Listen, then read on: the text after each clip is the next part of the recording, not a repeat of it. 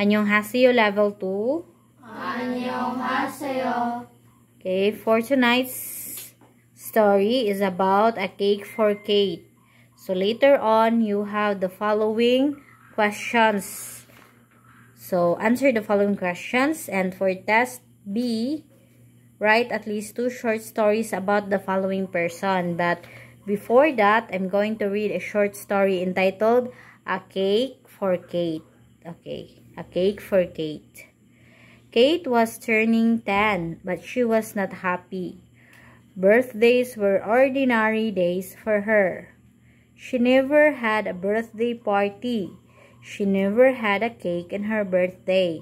But she wished she could have one. So, si Kate, na sa kabata, na ang pangalan si Kate. Unya, 10, mag-10 na siya. Then, wala siya malipay siyang birthday kay para niya, ang birthday, ordinaryo lang nga adlaw. Kay wala siya nakatisting og birthday party.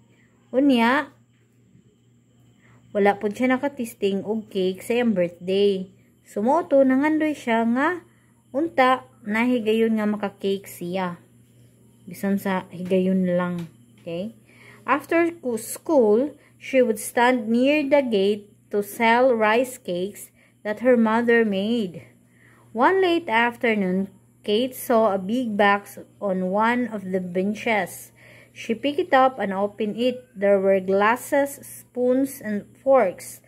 There were also boxes of wristwatches, a bag of marbles, chocolates, combs, and some dresses. She closed the big box. She brought it to the principal's office.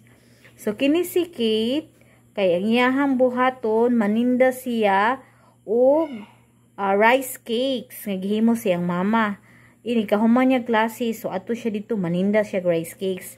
Unya sa hapon ng dako, na siya nakita nga dakong box, katong box dito sa lingkuranan na ay mga sulod nga daghan na ay mga baso, kutsara, tinidor, mga chocolate, na ay mga relo, na ay mga marbles, mga julin, na ay sudlay, na ay mga dress.